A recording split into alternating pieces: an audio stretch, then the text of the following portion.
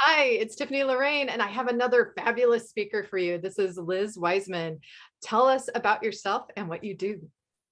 Hi, Tiffany. I'm really excited to be here. So, first of all, thank you so much for having me. And it's a pleasure to be here in this summit all about resilience. I'm super excited to talk about it. I'm a parent educator. I come from about 8 years of background working in an intensive behavioral and educational setting with kids, and pandemic hit and I had my son who is now 2, and I started my own practice really supporting parents in proactive parenting, positive discipline, and really helping solve some of the issues that happen in family dynamics and relationships through skill building on the parent side and on the kid side. So that's a little bit about what I do. I'm also currently expecting, so I'm 35 weeks pregnant. Normally I work with parents one-on-one, but right now I'm taking a little step back from that and focusing on my course and just getting ready for this next phase. Congratulations. That's so exciting. Thank you. And would you say what you do applies to resilience, which is the theme of our summit? Yeah. So resilience is really the key for long-term success, right? We all face adversity. We all face challenges. And of course, as a parent, that's one of the scariest things, is that our kids will at some point face adversity and challenge. And it's really hard to watch them struggle, but we can teach resilience as a skill from an early age, and we don't need to wait until difficult moments happen. So that's one piece of how it relates, is really how do we view it as something that we can proactively build in our kids so that when difficult moments do happen, they're better equipped to handle them. And also, as parents, how do we embrace resilience? How do we build our own resilience so that when parenting gets tough, we can still prioritize our relationship with our kids, which I'll talk about in a little bit, is really the biggest predictor for their ability to build resilience too. So if we're thinking about life just not being perfect all the time, resilience is really the key skill to getting through those moments that are challenging, coming out stronger on the other side.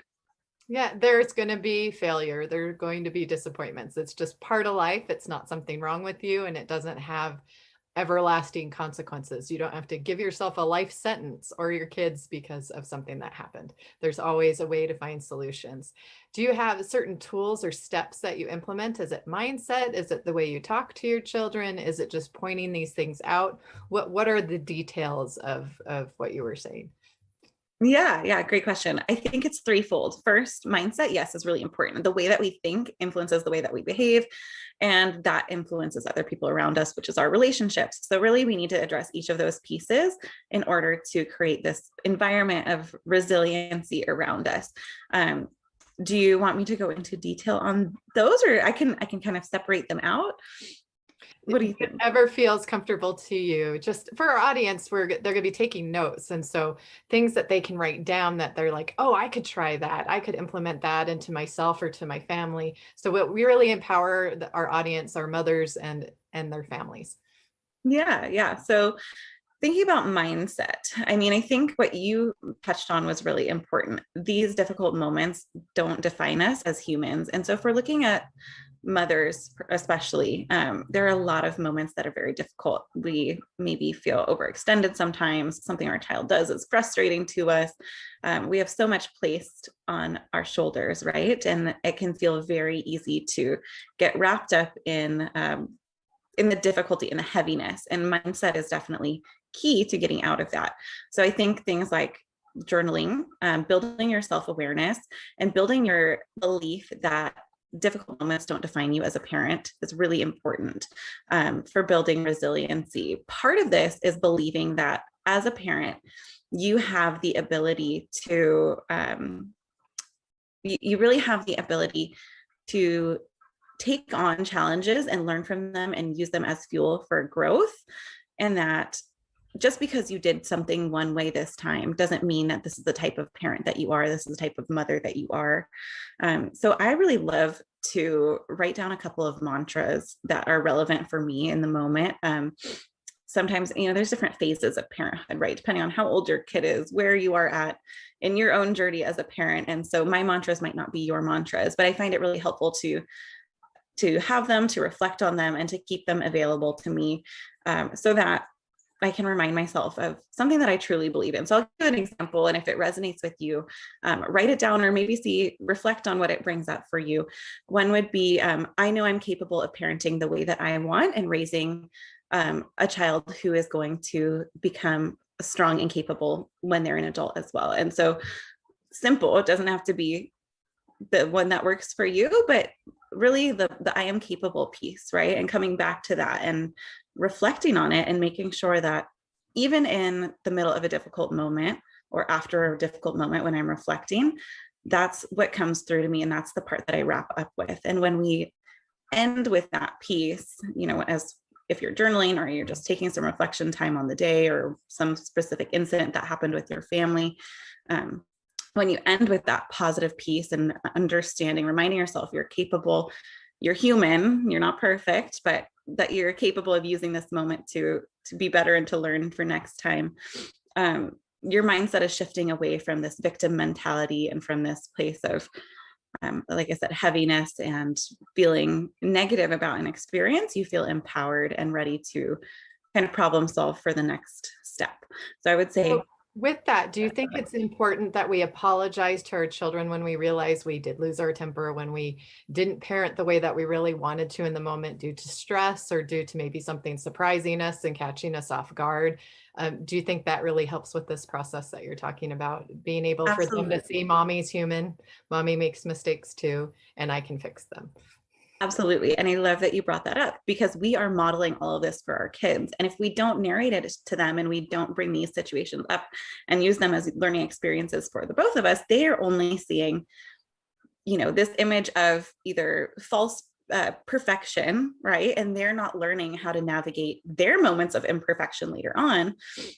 Or it's not helping you guys use those moments to become even more connected. So I do talk a lot about connection first discipline, connection first parenting.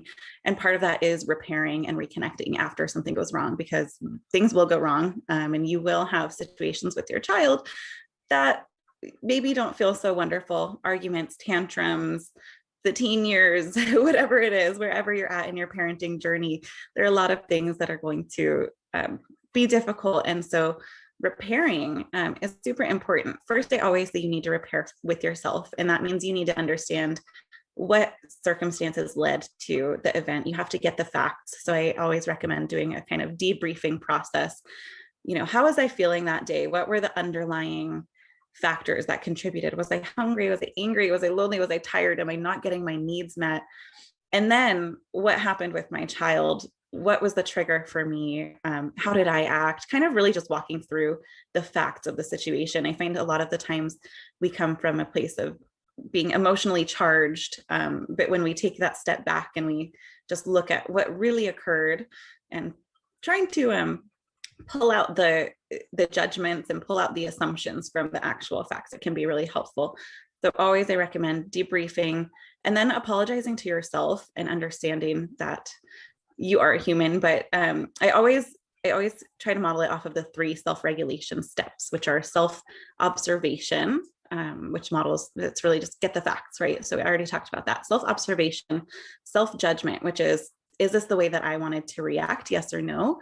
And then self-reaction. Based on that, do I continue with what I'm doing or do I change my behavior for next time?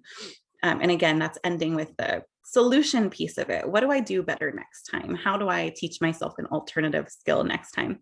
And once you've done all that with yourself, you now have the material that you need to take that to your child and talk to them about it. Talk to them, here, this is exactly what happened on my end. This was my experience. It wasn't how I wanted to be parenting. It's not how I want to be acting towards you. This is how I'm going to do better in the future. And I'm really sorry that this happened. And I think modeling all of that, there's so much that goes on behind the scenes that they're not aware of, that processing and the fact that you're being very intentional with the way that you're, going about taking this information and using it for next time. They don't need to know all of that. But once you have done those steps, you can bring those last 3 pieces. Here are the facts. It wasn't what I wanted to be doing. Here's how I'm doing better next time. That's what you bring to your child. And of course, you're going to do that depending on age appropriateness and their developmental stage that they're at. So you're going to have how you talk to a 2-year-old about apologizing versus your teenager would be quite different. So you need to keep that in mind as well. You're not going to pat the teenager on the head and be like, mommy was bad. Sorry. I mean, they might find that funny. I had one brother that joked around, was like the parental unit's messed up kind of thing. Like he would be funny about it, but what's appropriate for what age should be brought to the table for sure. Yeah, it's so true. So definitely keep it keep it relevant for your child's developmental stage, and your child best. But I think making it accessible, they need to be able to understand what you're saying, and at the same time not disregarding the value of your words and your apology. Even if they're young and you think they may not be able to understand, they will understand. And even if they don't understand the implications of everything that you're saying, they'll understand the apology. And again, you will be modeling the 3 steps to self-regulation. So regardless of what language you use, I think following those 3 steps is really important, because our kids will pick up on that. And this is something that we want them to be able to do in the future in their relationships, so that they can have healthy relationships, which again is a major indicator for building resiliency for them as well. Yes, with so many relationships ending, a lot of it comes down to communication and expectations. And so if they have realistic expectations that all relationships are work, and that sometimes there are going to be disagreements and things that you don't see eye to eye on, and it's important to apologize, to compromise, to be willing to work with each other, the relationship doesn't end just because there was an argument. There are solutions to be found. And I think the intention part, I think a child is always going to feel when you come from a place of love. So I do think one piece of intention that a child's always going to feel is if you're in an emotional state and grounded enough in your love, they will feel that even if they maybe don't understand what you're trying to communicate or the whole situation, they are going to feel that love and that emotion from you. And going back to triggers a little bit, I was in another interview where we were talked about abuse and different things and generational patterns. Some people may not understand what their triggers are. For me, I'm a chain breaker. There are things and patterns that pop up that I'm like, nope, that's not happening. So that makes me a little more sensitive to my triggers. But I think maybe other triggers might be more mild. And how would you talk about resilience with that, like that kind of awareness? How do you get that if you weren't aware that you had triggers before? So just to clarify, how do you build that awareness in yourself if you're kind of, you're finding yourself catching yourself when it's already a little bit too late? Is that what you're saying? Like, yeah, how do you build you lost your temper. You're like, wait, I wasn't going to be my mother. I just was my mother in that moment. Or I lost my temper. What happened? What triggered that? I don't understand. This is not what I said I was going to do as a parent, but here I am. Yeah, I think a couple of things. One, identifying that misalignment, right? You identify, this isn't how I want to be doing things. That's step 1. So that's key, but usually that happens after you've already done something. So it's a little bit too late, right? Instead, we want to be able to interrupt it proactively, preventatively, so that you don't go down that path. That really comes down to, what is the best way that you process? For a lot of people that I work with, it's through journaling and asking ourselves, again, I mean, really the same things that I asked before. What were the facts of the situation? How was I feeling physically? How was I feeling emotionally? Were there any needs that were not being met for me in my life that made it easier for me to lose my temper? I like to tell the parents that I work with that we are walking around like a cup of water all day. Every time something irritating or stressful happens, a little bit of water gets poured in. And by the end of the day, maybe it's not the end of the day. Maybe you had some really stressful stuff happen. Maybe it's still in the morning and your cup is almost full. But these little things happen throughout the day that lessen your ability to respond in the way that you want. And all of a sudden you're at the top and your child does one little thing, or somebody in your life does one little thing, and it spills over. And that's when you lose your temper and you engage in some type of behavior that maybe doesn't align with the way that you want to be acting or feeling or thinking or any of those things. And you might think, why was it such a big deal that my child, had a tantrum over not using the green cup? Why was that such a hard thing for me? But only looking at that is not going to give you the real answers. You have to look at all of these other things that happened throughout the day, and your ability to, just like we're talking about, to bounce back from those events so that your cup doesn't get so full. So really starting to become analytic about the way that we're looking at these events, not only as isolated instances, but really a bigger picture of like what's going on in your life that is making it harder for you to respond the way that you want to respond.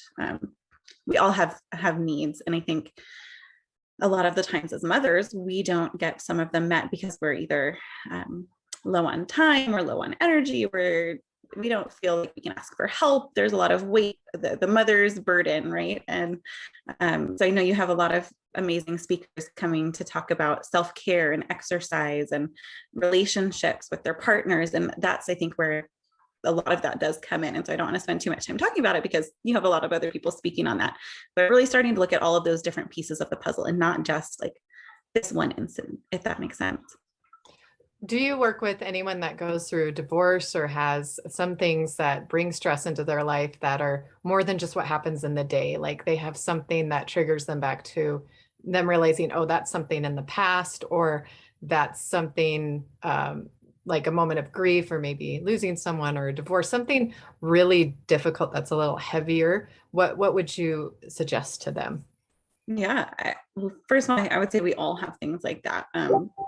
Whether it's childhood trauma or something more recent that has occurred, yes, a lot of our ability to respond to our kids is influenced by how, the circumstances that we have grown up with or that we have recently experienced. And that's really where working with somebody to help you process those events is really important. I think you can do it alone, you can, but it will be more difficult because sometimes you're still in, there's a saying that you can always see better from outside the forest than inside, right? When you're inside the forest, you can't find your way out because all you see are these big trees around you, but somebody outside can see exactly where you need to go to get there.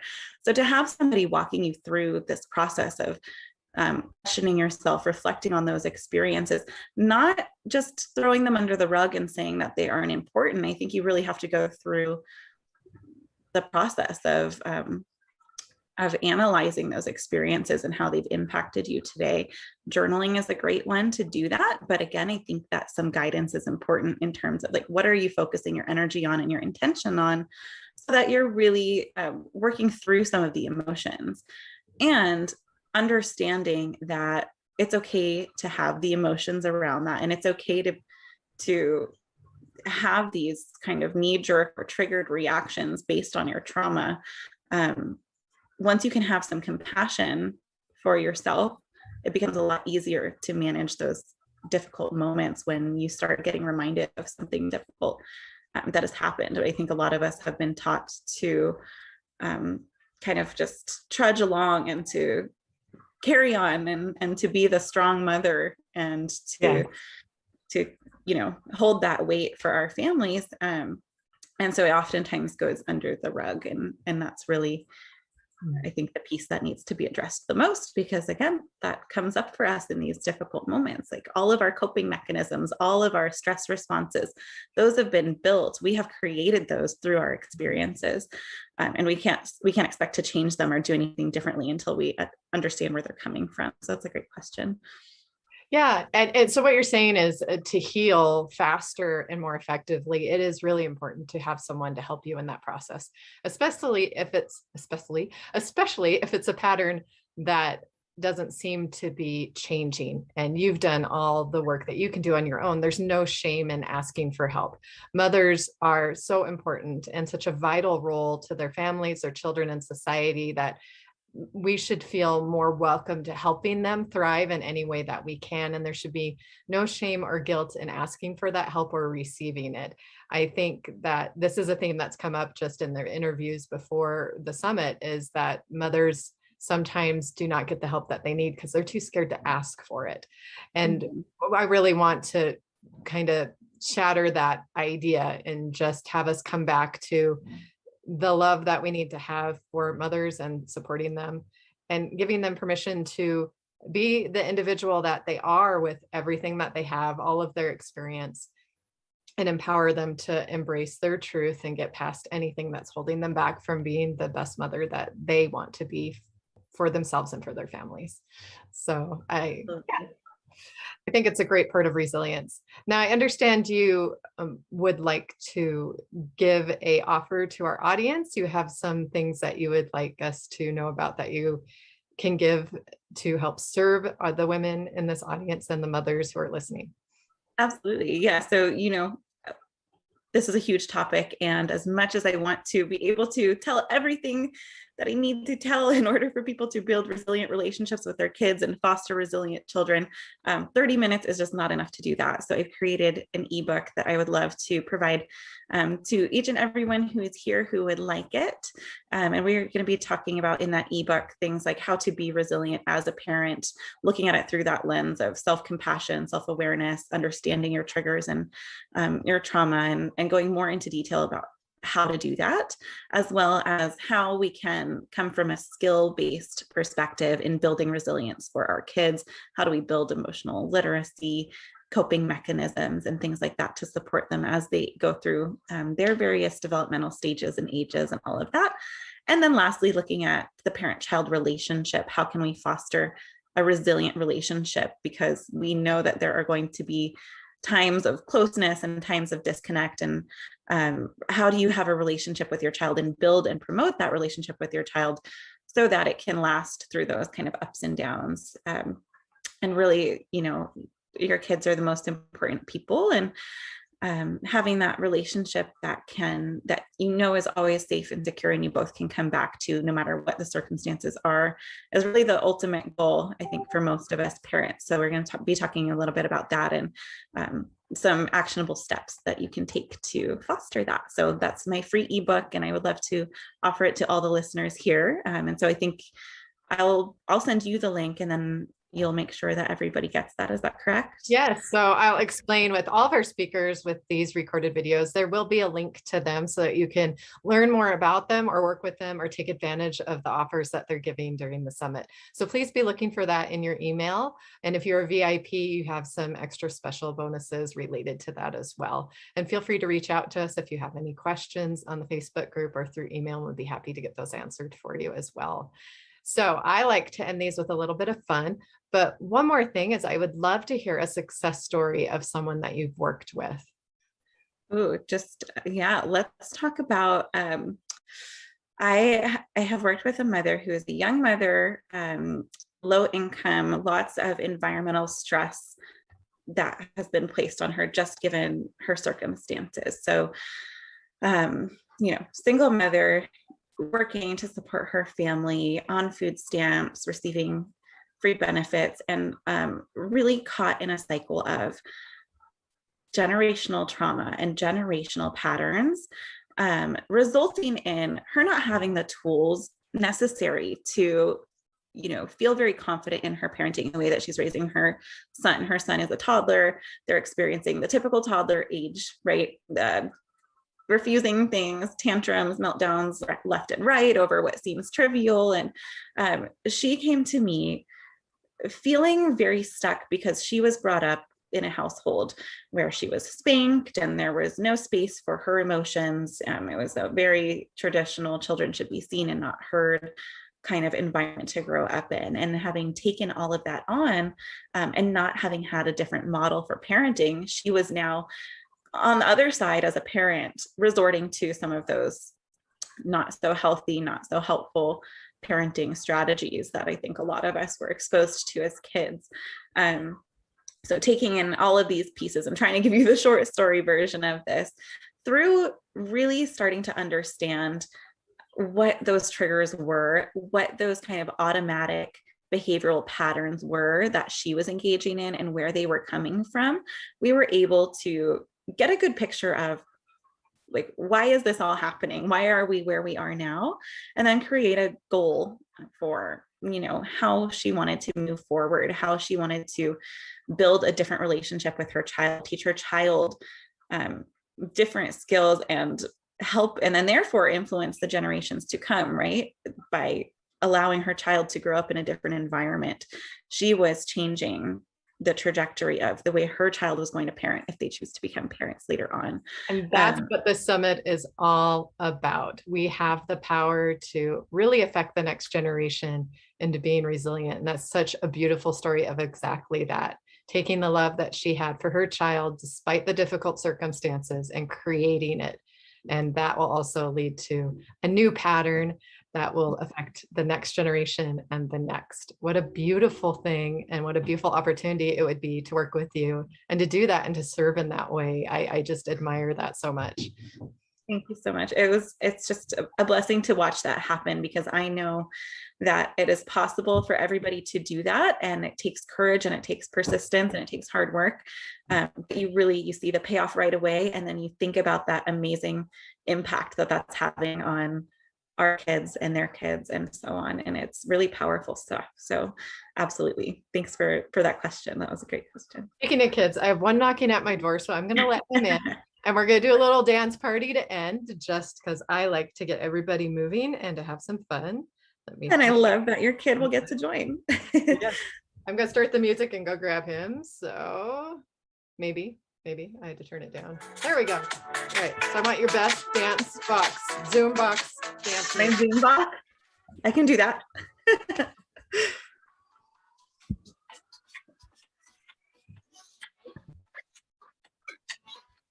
Oh. Ready? You ready to dance, buddy? Okay, ready?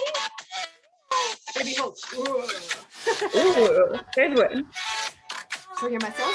I like that. You're so cute.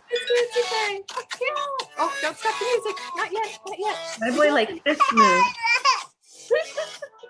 All right. Well, that was a very short dance party, but that's okay. He loves the music. So I know. Thank you for joining me. This has been fabulous, and I look forward to doing and hearing more from you in the future. It was a pleasure. Thank you so much. Yeah. Yeah. Thank you. Please seek her out if you're needing any of these things.